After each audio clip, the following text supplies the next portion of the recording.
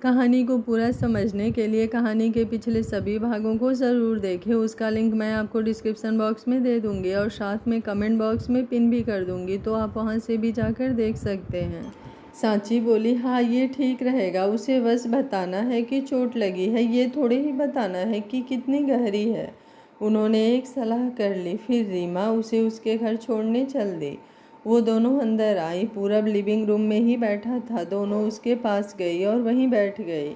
सांची ने पूरब के चेहरे पर लगी चोट को देखकर ऐसा जताया मानो उसे कुछ मालूम ही ना हो। वो उसके चेहरे को पकड़कर बोली, ये क्या हुआ, ये चोट कैसे लगी? पूरब बोला, मेरा पैर फिसल गया था। वो बस इतना ही बोला कि सांची बोली, आप देखकर नहीं चल सकते थे, कितनी चोट लगा ली। वो अभी भी उसका चेहरा पकड़कर बैठी थी। रीमा बोली, सांची तुम तो यूं ही चिंता कर रही हो, जरा सी सी चोट है और उसने दवा भी लगा ली है। तुम्हारी चोट तो इससे कई गुना ज़्यादा है। तुम दोनों के आज ग्रह ही खराब थे। उसने जानबूझकर सांची की चोट के बारे में बात की। पूरब सांची को पकड़कर घुमाकर देखने लगा। कहाँ लगी चोट, कैसे लगी? उसने चिंतित होकर पूछा। सांची बोली, नहीं कुछ नहीं, वो तो मैं इसके घर गई तो इसने मुझे डरा दिया तो मैं पीछे को गिर गई। खिड़की मेरी पीठ पर लग गई, बस जरा सी चोट है। ये तो यूं ही बोलती रहती है, उसने रीमा की तरफ देखकर कहा। रीमा बोली, सॉरी जीजू, मुझे क्या पता था कि ये ऐसे डर जाएगी। उसने अफसोस किया। पूरब बोला, कोई बात नहीं, चोट तो कभी भी लग सकती है, तुम्हारा कोई कसूर नहीं। उसकी नज़रें सांची को ही देख रही थी। रीमा ने ये देख लिया तो वो खड़ी होकर बोली, तुम दोनों एक दूसरे पर प्यार लुटाओ, मैं तो चलती हूँ। कहकर वो चल दी। सांची या पूरब ने उसे रोका नहीं। रीमा के जाते ही पूरब ने सांची की बाह पकड़ी और उसे ऊपर कमरे में ले गया और बोला, दिखाओ कहाँ चोट लगी है, मैं देखना चाहता हूँ। वो उसके शर्ट को उठाते हुए बोला। सांची बोली, रुको बाबा, दिखाती हूँ, जरा सीधी चोट है। कहकर उसने शर्ट उठाकर पीठ दिखाई। पूरब उसकी पट्टी देखकर एकदम चीख पड़ा, इसे तुम छोटी चोट कह रही हो? देखो तो कहाँ तक पट्टी हो रखी है। रीमा ठीक कह रही है कि तुम्हारी मुझसे कई गुना ज़्यादा चोट है। किस डॉक्टर को दिखाया? सांची बोली, वहीं रीमा के घर के पास एक क्लिनिक है, वहीं दिखाया था। पूरब उसका सर ठीक करते हुए बोला, मेरे साथ चलो। सांची फंस गई। मना करेगी तो वो मानेगा नहीं, जाएगी तो इसे सच्चाई का पता चल जाएगा। लेकिन उसे जाना ही पड़ा, कोई और रास्ता ही नहीं था। वो चल दी। हॉस्पिटल। वो हॉस्पिटल पहुँचे। ये हॉस्पिटल पूरब का था तो सारा स्टाफ पूरब को देखने आ गया। उसके चेहरे पर बैंडेज देखकर सब समझ रहे थे कि इसे ही कुछ हो गया है। डॉक्टर की टीम उसके पास आ गई।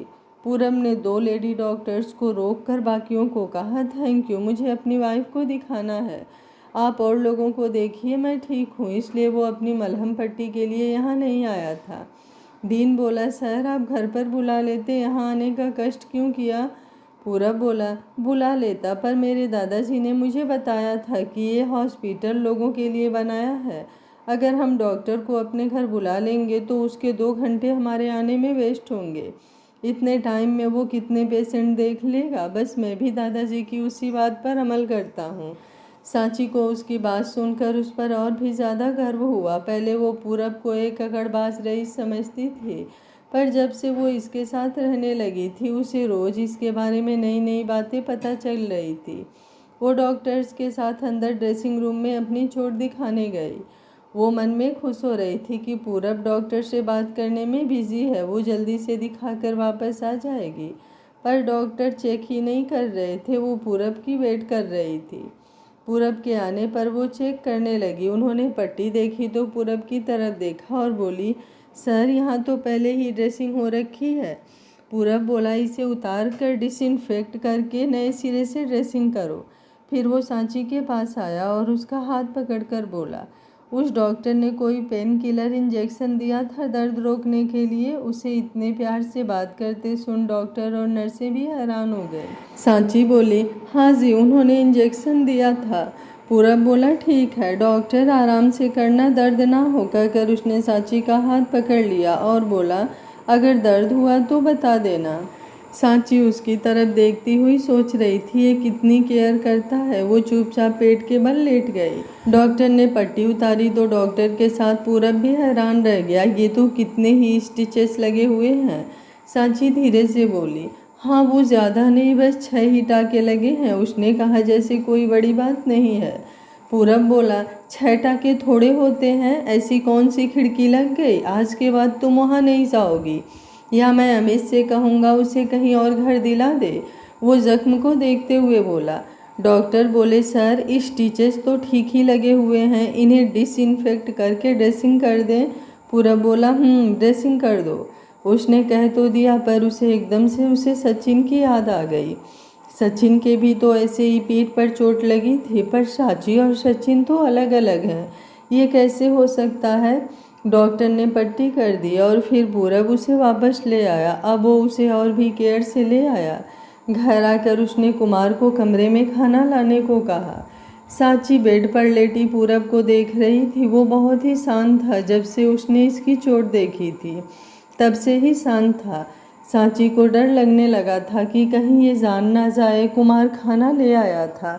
वो उठकर बैठने लगी तो पूरब ने आराम से उसे पकड़कर बिठा लिया और बोला, ध्यान से उठो ताकि खुल ना जाए। कहकर उसने उसे पकड़कर बिठाया, फिर उसके लिए खाना डालकर उसके आगे कर दिया।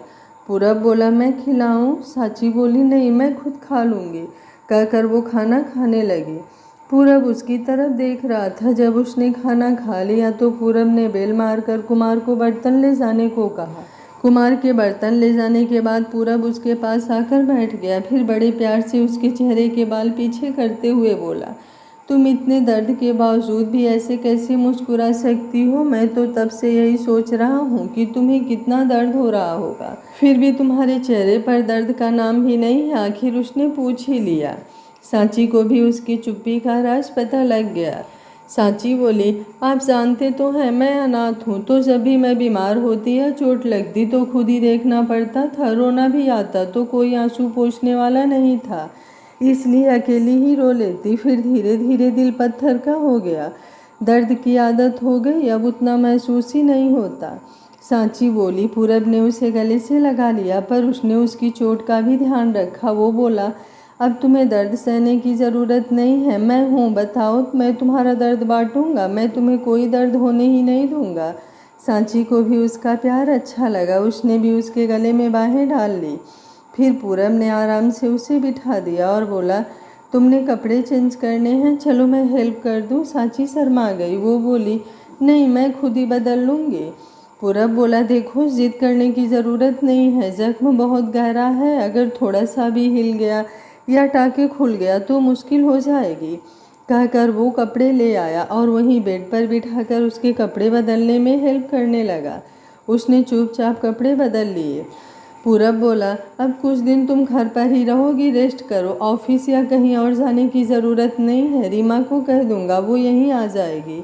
उसने ऑर्डर दिया। फिर प्यार से उसे समझाते हुए बोला, देखो मैं समझता हूँ कि तुम बहुत ही स्ट्रांग हो और तुम इस चोट को चोट नहीं समझती हो, पर मेरे लिए तुम सबसे ज़्यादा ज़रूरी हो।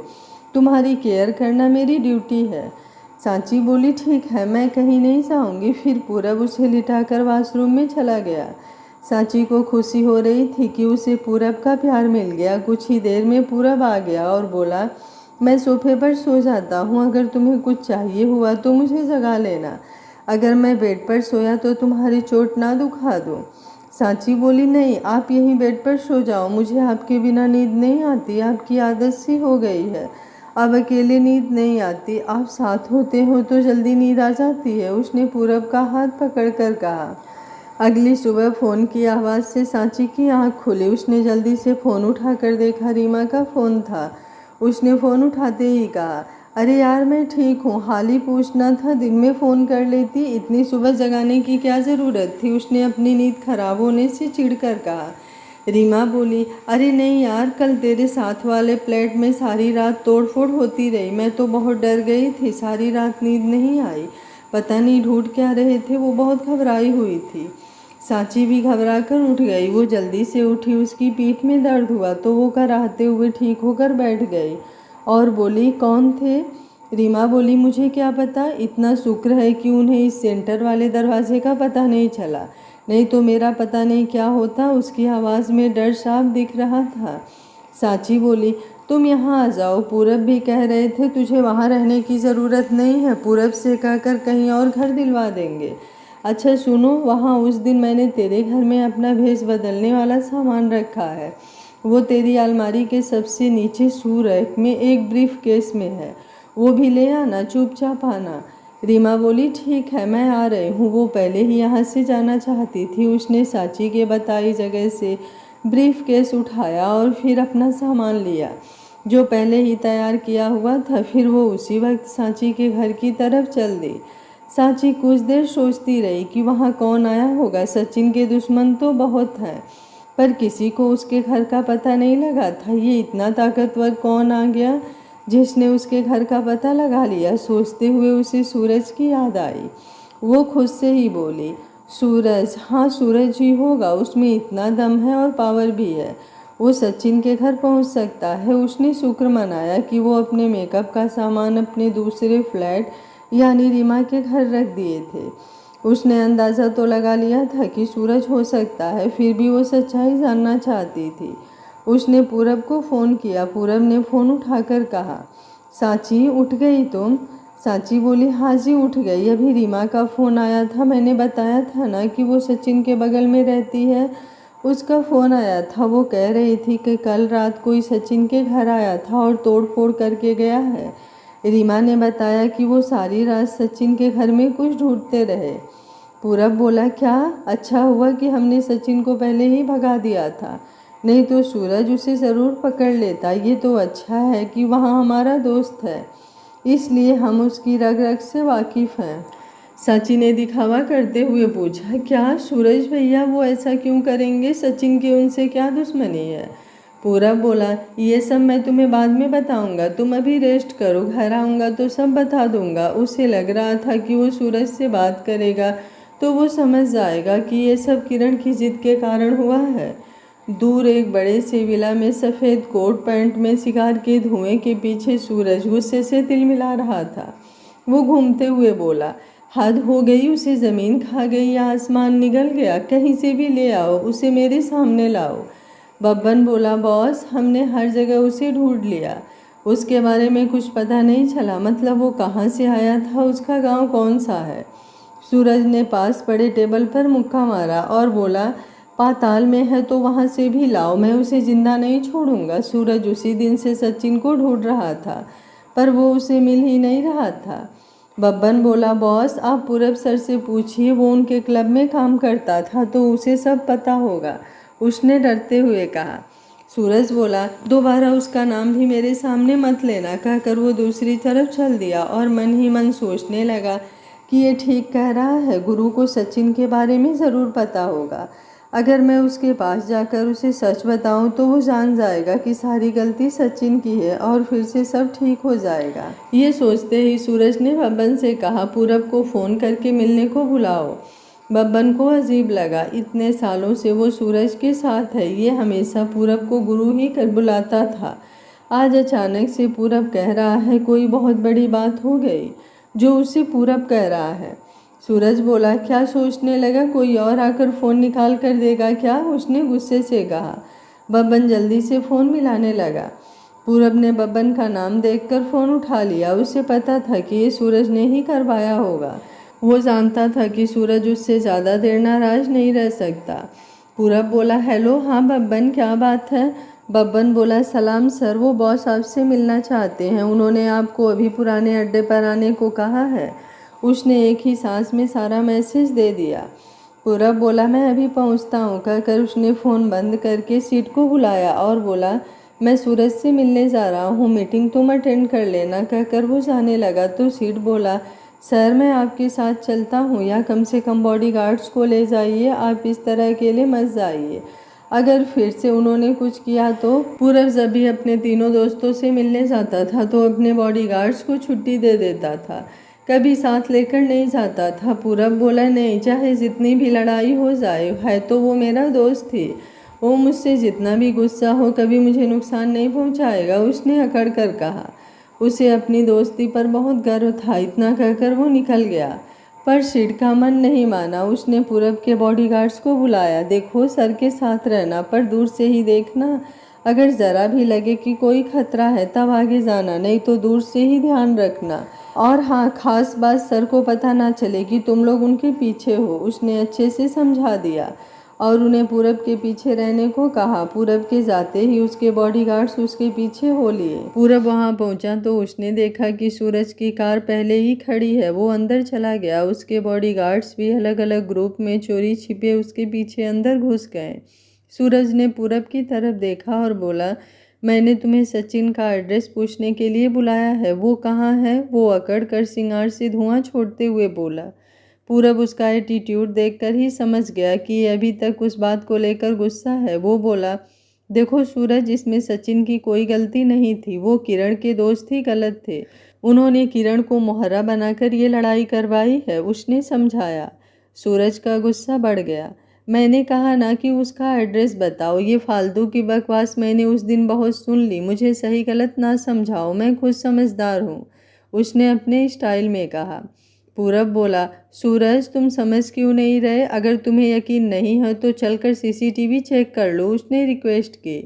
पर सूरज कहाँ मानने वाला था। उसने अपनी सिंगार फेंकी और पूरब के कॉलर पकड़ लिया और बोला, मैंने बहुत दुनिया देखी है, मुझे ना समझाओ। मुझे बस सचिन चाहिए। अब कोई दोस्ती नहीं, कोई भाई नहीं। आखिरी बार कह रहा हूँ कि उसे मेरे हवाले कर दो, नहीं तो सच में मैं ये दोस्ती खत्म कर दूंगा। पूरब को भी गुस्सा आ गया। जब तूने मेरी सुननी ही नहीं है तो जो करना है कर ले, कहकर उसने सूरज को धक्का देकर अपना कॉलर छुड़ाया तो सूरज ने उसको एक मुक्का मारा। पूरब ने भी पलटकर उसको मुक्का मारा। सूरज के आदमी उनके पास आ गए तो दूसरी तरफ से पूरब के बॉडीगार्ड भी आ गए। सूरज बोला, ये सब क्या है? तो तू यहाँ लड़ने आया है? वाह, तू इस दोस्ती की बात कर रहा था तू? आज तूने सभी हदें पार कर दी। पर मैं इतना घटिया नहीं हूँ। आज से सब खत्म, मुझे दोबारा ना मिलना। मिल गया तो अपने सबसे बड़े दुश्मन को देखोगे, कहकर उसने उसे पीछे धकेल दिया। पूरब कुछ कहता उससे पहले ही सूरज वहां से निकल गया। पूरब ने बॉडीगार्ड्स की तरफ देखकर गुस्से से पूछा, तुम्हें यहाँ आने को किसने कहा? तुम्हें पता नहीं कि मैं जब भी सूरज के पास आता हूँ तो तुम्हें नहीं लाता? तो क्यों आए तुम लोग? सभी बॉडीगार्ड्स गर्दन झुकाए खड़े रहे। फिर पूरब भी वहां से चल दिया। वो सीधा कंपनी में आया। सीड ने उसे अंदर आते देखा तो वो भागा आया और बोला, आप ठीक तो हैं? पूरब गुस्से में बोला, तुमने मुझसे पूछे बिना उनको मेरे पीछे क्यों भेजा? तुम्हारी गलती की वजह से सूरज मुझसे और नाराज हो गया। मैं वहां सुलह करने गया था पर अब सब कुछ बिगड़ गया। पता नहीं अब सूरज मानेगा भी या नहीं। तुम मुझसे पूछ तो लेते। उसे डर था कहीं सूरज सच में उससे दोस्ती ना तोड़ दे। सीड बोला, सॉरी सर, मुझे नहीं पता था कि बात ऐसे बिगड़ जाएगी। मैंने तो आपके भले के लिए बॉडीगार्ड्स को भेज दिया था। उस दिन आपकी सूरज सर से लड़ाई हुई तो आपको बहुत चोट आई थी। मुझे लगा कि आपको फिर से चोट ना लगे, बस इसलिए बॉडीगार्ड्स भेज दिए। उसे अपने किए का पछतावा था। पूरब ने उसे जाने का इशारा किया और बैठकर सोचने लगा कि अब क्या होगा। पहले जब सूरज ने कहा था कि दोस्ती खत्म तो उसे इतना बुरा नहीं लगा था, पर उसे पता था कि सूरज यूं ही कह रहा है। लेकिन जिस ढंग से उसने आज कहा तो वो सच कह रहा था। उसने अब कह दिया कि दोस्ती खत्म तो खत्म। उसने निखिल और अमित को ग्रुप कॉल की। दोनों जितने भी बिजी हों, चारों में से किसी की भी कॉल आ जाए झट से उठा लेते थे। अमित बोला, क्या हाल है? आज कैसे याद किया? निखिल बोला, गुरु जल्दी बोल, मुझे बाहर जाना है। पूरब बोला, सूरज ने मुझसे दोस्ती तोड़ दी। निखिल बोला, हाँ मुझे पता है, मैं भी वहीं था। वो तो गुस्से में कह दिया था उसने, उसका सच में ऐसा कोई मतलब नहीं था। पूरब बोला, हाँ कल उसने ऐसे ही कह दिया था पर आज उसने पक्का ही दोस्ती तोड़ दी। सचिन का एड्रेस पूछ रहा था, कह रहा था उसे मेरे हवाले कर दो। मैं कैसे करता, बस भड़क गया। उसने मुझे मारा तो मैंने उसे मार दिया। उसके आदमी मेरी तरफ बढ़े तो मेरे बॉडीगार्ड भी आगे आ गए। बस फिर वो चिढ़ गया और दोस्ती तोड़ दी। उसने एक सांस में सब बता दिया। निखिल बोला, पर तू बॉडीगार्ड्स लेकर क्यों गया था? तुझे पता नहीं कि हम अकेले ही जाते हैं? पूरब बोला, मैं नहीं ले गया था, सिड ने भेज दिए थे। अमित बोला, ये हो क्या रहा है? कोई मुझे भी कुछ बताएगा? पूरब बोला, तुम मिलोगे तो सारी बात बता देंगे। फिलहाल बस ये सुन लो कि मेरी और सूरज की दोस्ती खत्म हो गई है। गलती उसकी हुई थी। उसने किरण की बातों पर यकीन किया, उसे कहा कि फुटेज देख लो, पर वो किसी की सुनता थोड़े है। कुछ चुप होने के बाद वो बोला, हाँ अमित, वो रीमा मेरे घर आई हुई है, उसके लिए घर देखो और उसे वहाँ से ले जाओ। अमित बोला, अब ये रीमा कहाँ से आ गई? तुमने मुझे कंफ्यूज कर दिया है। पूरब बोला, तुम्हें क्या कहूँ, मैं खुद कंफ्यूज हुआ पड़ा हूँ। 2 दिन में क्या से क्या हो गया। वो सूरज इतनी सी बात के लिए दोस्ती तोड़ देगा? मैंने सोचा था कि आज उससे बात करके उसे समझा दूंगा, पर सब उल्टा हो गया। वो मुझे कहने लगा कि मैं मान लूँ कि सचिन ने किरण के साथ बदसलूकी की है। मैंने भी कह दिया कि उसकी गलती नहीं है, बस दोस्ती तोड़ दी। अब क्या होगा? अमित बोला, इस किरण ने सच में उसका दिमाग खराब कर दिया है। जब से आई है तब से कभी कुछ तो कभी कुछ। गुरु तुम चिंता ना करो, हम उससे बात करेंगे। निखिल बोला, हम नहीं तुम। मुझे उस बैल बुद्धि से बात नहीं करनी, उसे समझ तो आता नहीं है। वैसे भी मैं तुम लोगों के कारण वहाँ जाता था, अब मैं नहीं जाऊँगा। वैसे भी मैंने कल उसे समझाने की कोशिश की थी, पर उस पर कोई असर नहीं हुआ। अब जो करना है तुम करो। कुछ देर के लिए खामोशी पसर गई। पूरब बोला, चलो मिलकर बात करते हैं, शाम को क्लब में आ जाना। पूरब का घर। रीमा साची के पास आ गई। साची अपने कमरे में ही थी। रीमा वहीं आ गई। उसने आते ही सबसे पहले साची का ब्रीफकेस उसे पकड़ाया और बोली, तू पहले अपना पिटारा संभाल। जान निकले जा रही थी मेरी, सारे रास्ते डर लग रहा था कि कोई मेरा पीछा ना कर रहा हो।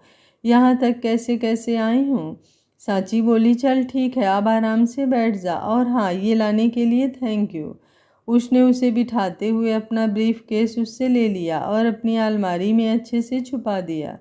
रीमा बोली, अच्छे से छुपा देना, कहीं तेरे पूरब के हाथ लग गया तो मुझे ना फंसा देना। उसने हंसते हुए कहा। साची बोली, अरे तूने तो मुझे आइडिया दे दिया। अगर पूरब पूछेगा तो मैं कह दूंगी कि ये सामान रीमा का है, उसे जासूसी का शौक है, वही ये सब यूज करती है। उसने मजाक करते हुए कहा। रीमा बोली, हाँ जी, आपको मैं ही इजी टारगेट मिल गई। अब जहाँ दिल करता है फंसा दो, पर याद रखना इतनी आसानी से नहीं फंसती।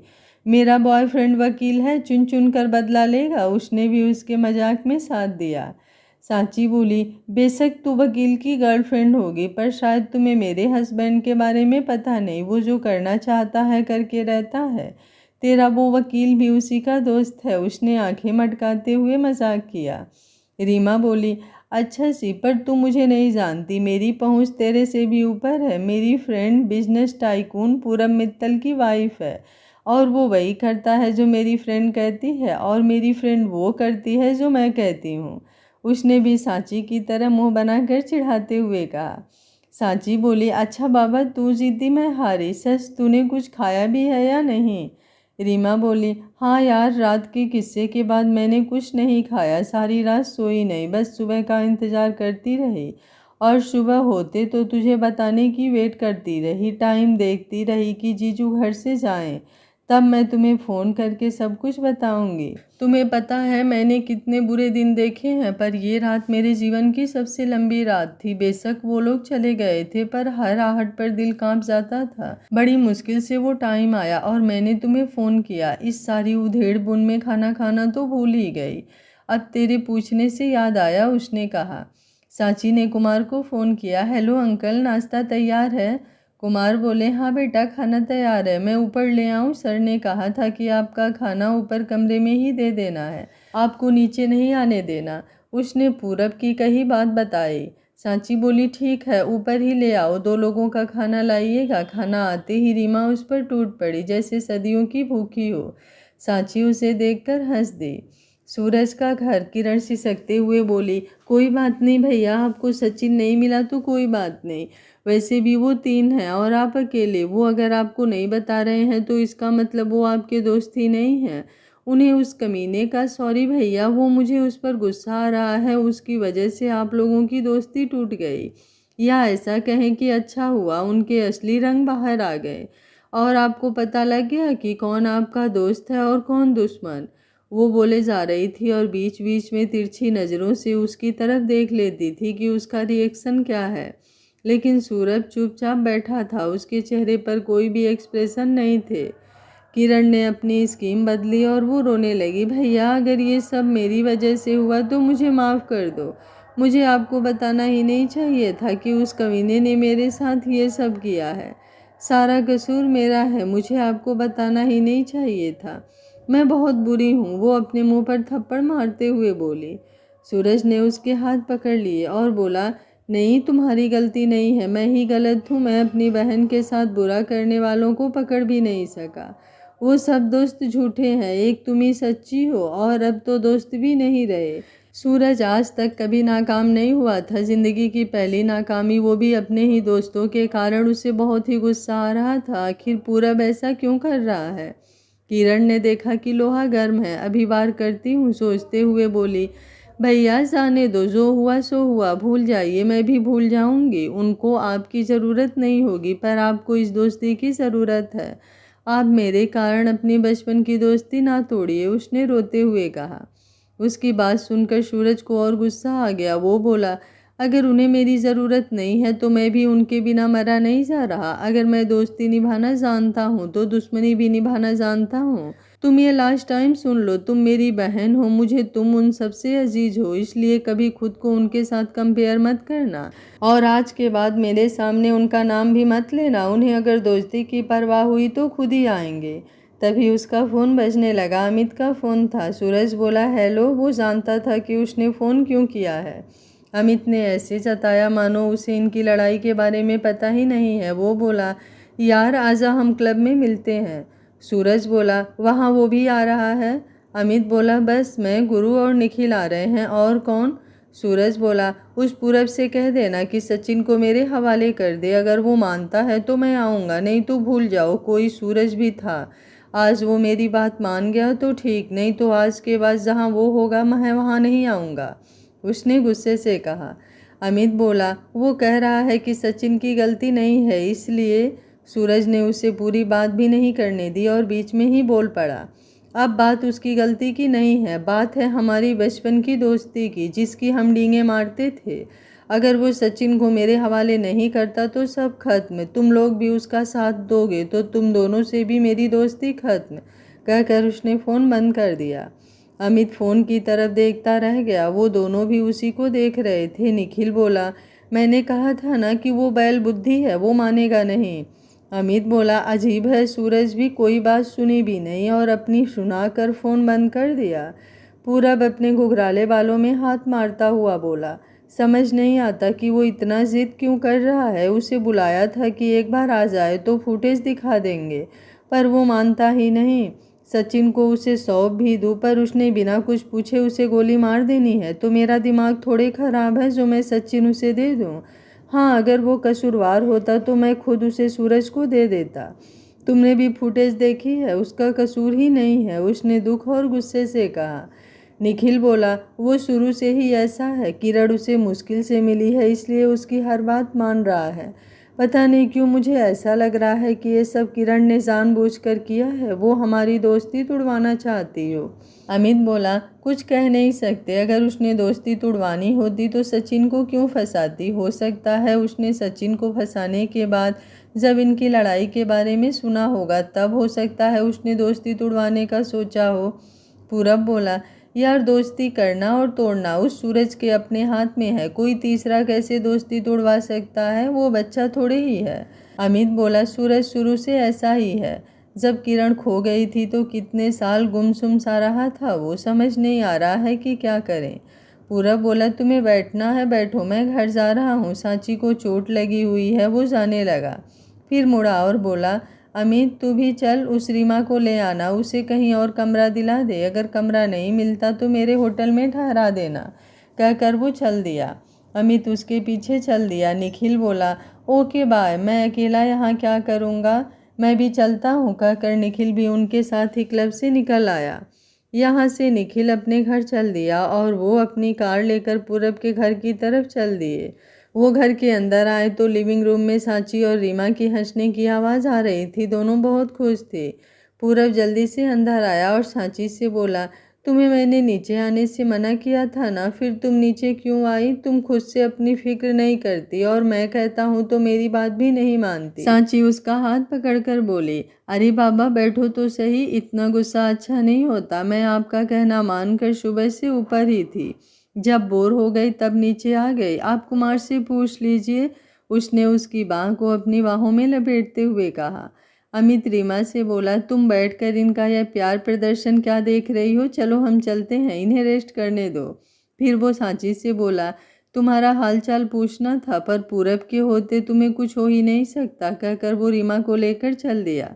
सांची बोली, खाना तो खाते जाओ, उसने उन्हें रोकते हुए कहा। अमित बोला, हम काफ़ी कुछ खा कर आए हैं, अभी भूख नहीं है। रीमा, तुमने कुछ खाया है तो खा लो। रीमा बोली, नहीं, मुझे भी भूख नहीं है। अच्छा सांची, मैं चलती हूँ, सुबह आऊँगी। वो दोनों चले गए। पूरब बोला, चलो ऊपर चलो, इस तरह बैठने से भी तकलीफ बढ़ जाएगी। उसने उसे गोद में उठा लिया और ऊपर कमरे में ले आया। पूरब बोला, कल से तुम मेरे साथ कंपनी चलोगी, घर में तुम टिकती नहीं हो, वहाँ अपनी आंखों के सामने रखूँगा। उसे बेड पर लिटाकर उसके पास बैठते हुए बोला। सांची बोली, अच्छा जी, सामने रखकर क्या करोगे? उसने उसका हाथ दबाते हुए आंखों में शरारत भरकर कहा। पूरब उसे ऐसे देखकर सर से पांव तक मचल गया। उसकी ये मदहोश करने वाली आंखें, उसके अंदर करंट भर गई।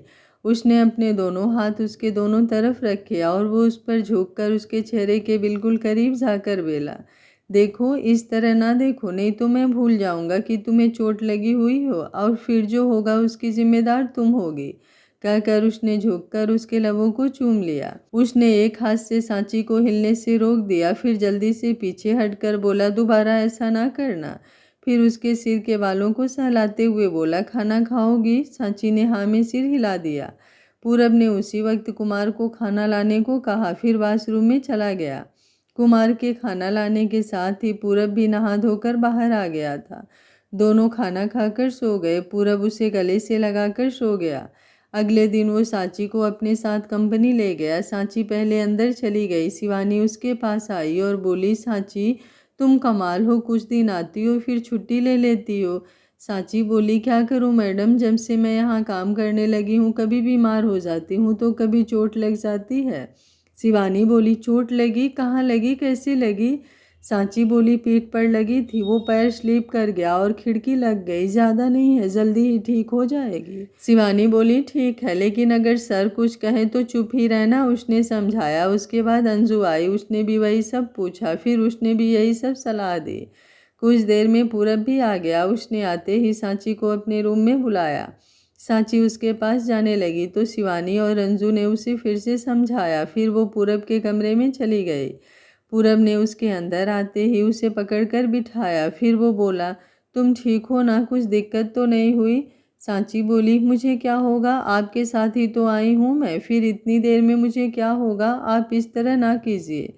पूरब बोला, मेरे लिए तो तुम ही सब कुछ हो, अब तुम्हारी भी चिंता नहीं करूँ तो और किसकी करूँ? कहकर उसने सांची को गले लगा लिया। उन्हें पता ही नहीं था कि वो दरवाज़ा बंद करना भूल गए थे।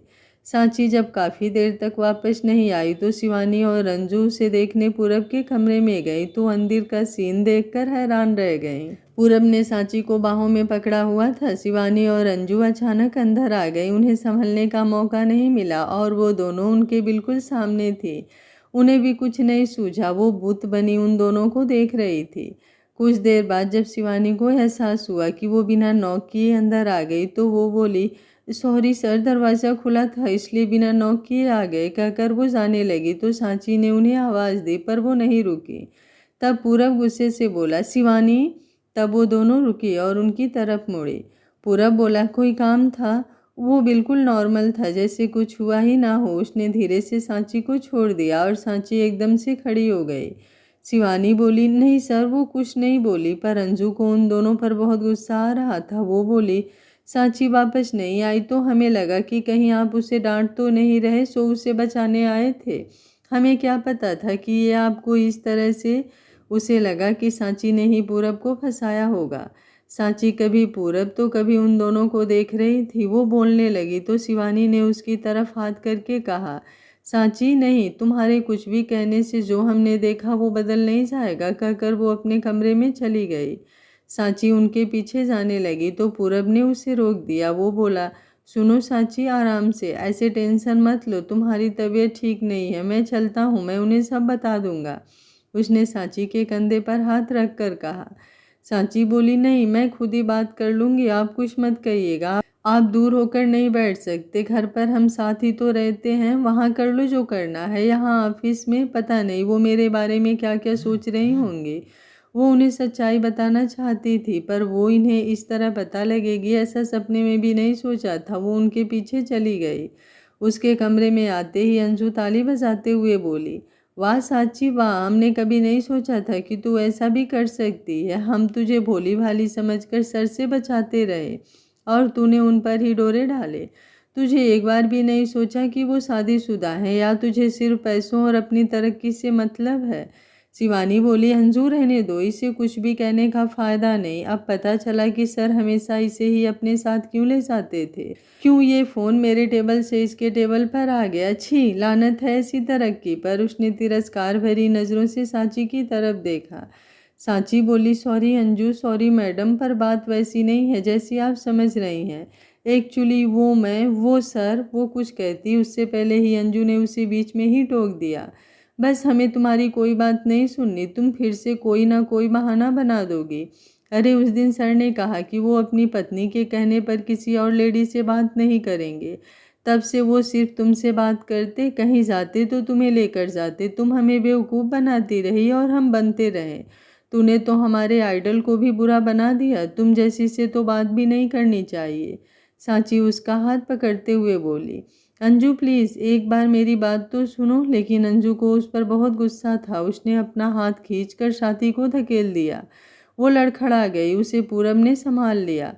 पूरब बोला, क्या है ये सब? तुम लोग इसके साथ ऐसा बिहेव क्यों कर रहे हो? सिर्फ इसलिए कि वो मेरी बाहों में थी।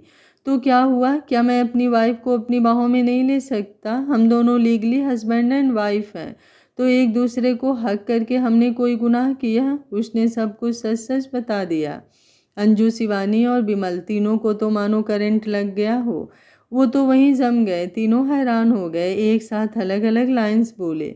बिमल बोला, पत्नी। शिवानी बोली, आपकी शादी सांची से हुई है? अंजू बोली, आप दोनों की शादी हुई है? पूरब बोला, हाँ ये मेरी पत्नी है, हमारी शादी हुई है। सांची कभी पूरब को तो कभी इन तीनों को देख रही थी। वो तीनों हैरान हुई सांची को देख रही थी। शिवानी अपना गला साफ करके बोली, बधाई हो सर, आप दोनों की शादी की बधाई हुई। बिमल बोला, जी आपको शादी की बहुत बहुत बधाई। उसने कुछ झिझकते हुए कहा। अंजू बोली, बधाई हो आप दोनों को, बधाई। सर अब तो पार्टी देनी पड़ेगी। वो खुश थी कि पूरब सर की शादी सांची से हुई है। अब वो पूरब के फैन ग्रुप में सेखी मारेंगे कि पूरब की वाइफ उसकी फ्रेंड है। पूरब ने सांची की कमर में हाथ डाला और बोला, ठीक है, लंच टाइम में बाहर जाकर पार्टी करेंगे। अब आप सब अपना अपना काम करो। तभी वहाँ सीट भी आ गया। वो बोला, क्या हो रहा है? मैंने पार्टी शब्द सुना है। सर पार्टी कर रहे हैं, मुझे नहीं बुलाएंगे? पूरब बोला, तुम्हारे बिना तो पार्टी अधूरी है। उसने हंसते हुए कहा। फिर सांची को उसकी सीट पर बिठाकर बोला, अपनी सेहत का ख्याल रखा करो। अब यहाँ से हिलना मत, नहीं तो फिर से अपने कमरे में ले जाऊँगा। ये पिछली लाइन उसने धीरे से उसके कान में कही। सब चोरी से उनकी तरफ देख रहे थे। सांची शर्मा गई। पूरब के जाते ही अंजू और शिवानी सांची के पास आ गई। अंजू बोली, सांची तूने बताया क्यों नहीं कि सर तेरे पति हैं? हाय कितनी खुश नसीब है तू। तुझे पता है सर के फ़ैन ग्रुप की हर लड़की सर से शादी करने का सपना देखती है। वो मुझे लक्की मानती थी क्योंकि मैं सर के साथ काम करती हूँ। अब जब मैं उन्हें बताऊँगी कि सर की शादी मेरी फ्रेंड से हुई है तो वो तो मेरी फ़ैन हो जाएंगे। वाह, सच में मुझे बहुत खुशी हो रही है। शिवानी ने उसे अपनी तरफ खींचा और धीरे से बोली, तू पागल हो गई है क्या? अब वो हमारी बेचारी सी सांची नहीं है, वो द ग्रेट पूरब मित्तल की वाइफ है।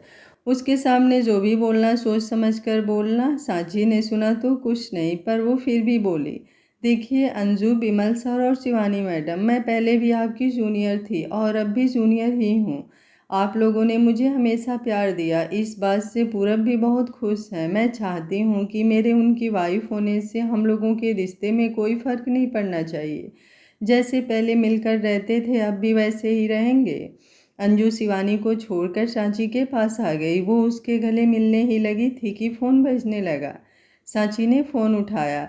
हेलो, हाँ जी पूरब, अंजू को फ़ोन दो। उसने अंजू को फ़ोन दिया। पूरब बोला, अंजू उसकी पीठ पर चोट लगी है इसलिए संभाल कर। कहकर उसने फ़ोन बंद कर दिया। अंजू बोली, सांची सर अंदर बैठकर बस तुझे ही देख रहे हैं, भाई हम तो दूर ही रहेंगे। वो हंसते हुए बोली तो सभी हंस दिए। दोपहर में वो उन्हें रेस्टोरेंट ले गया और सबको लंच मंगवाया। सारी डिशेस सांची की पसंद की थी। वो पूरब के कारण सब चुप बैठे थे। तब वो बोला, मुझे ज़रूरी काम आ गया है, तुम लोग लंच करके आ जाना, और हाँ सांची को ध्यान से लाना। फिर सांची से बोला, ध्यान रखना अपना, कहकर वो चला गया। फिर सबने खाना खाया और खूब मस्ती की। सांची भी खुश थी कि अब उसे शादी की बात छुपानी नहीं पड़ेगी। इधर सूरज के आदमी सचिन को हर तरफ ढूंढकर हार गए थे। उन्हें सचिन का पता ही नहीं लग रहा था। सूरज को बहुत गुस्सा आ रहा था। सूरज बोला, ये सब उस पूरब का काम है, उसने मुझे छोड़कर उस सचिन का साथ दिया। अब इसे पता चलेगा। मेरी बात ना मानकर उसने अच्छा नहीं किया। उसने मेरी दोस्ती देखी है, अब दुश्मनी भी देखे। इन्हें एक दूसरे की कमियों का पता था। कुछ दिन बाद पूरब को मैनेजर ने फ़ोन करके बताया, सर गजब हो गया है, होटल में पुलिस आई थी। वो मिस्टर दीपक थे ना, वही जो हर महीने बिजनेस के सिलसिले में यहाँ आते थे। उनके पास से ड्रग्स मिले हैं। पुलिस का कहना है कि वो यही बिजनेस करता है। उसने आपका नाम लिया कि आपके कहने पर वो ये सब कर रहा है। सर पुलिस ने आपका नंबर भी लिया है।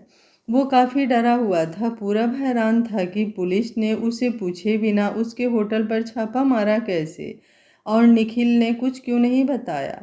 उसने उसी वक्त निखिल को फ़ोन किया। पूरब, हेलो निखिल, तू कहाँ है? तुझे कुछ पता भी है? मेरे होटल पर रेड हुई और पुलिस ने एक कस्टमर को ड्रग डीलिंग के जुर्म में पकड़ा है और वो मेरा नाम ले रहा है। पुलिस मुझे पकड़ने भी आती होगी। क्या आप सभी ये जानने के लिए एक्साइटेड हो कि क्या सूरज और पूरब की दोस्ती सच में खत्म हो जाएगी या किरण की सच्चाई सूरज के सामने आ जाएगी? क्या इसी बीच सांची की सचिन बनने की सच्चाई भी पूरब के सामने आ जाएगी और ये जानकर उसका रिएक्शन क्या होगा? अगर आप ये सब आज शाम 6 बजे ही जानना चाहते हैं तो कमेंट बॉक्स को अपने प्यारे प्यारे कमेंट से भर दीजिए। मुझे अपने कमेंट से बताइए कि आप लोग कितना एक्साइटेड हैं ये देखने के लिए। आज शाम 6 बजे इस कहानी का दूसरा पार्ट मैं लाऊंगी, ये तो कन्फर्म है।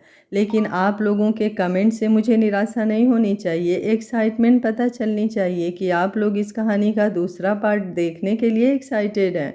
उम्मीद करती हूँ मेरी यूट्यूब फैमिली हमेशा की तरह मुझे निराश बिल्कुल भी नहीं करेगी।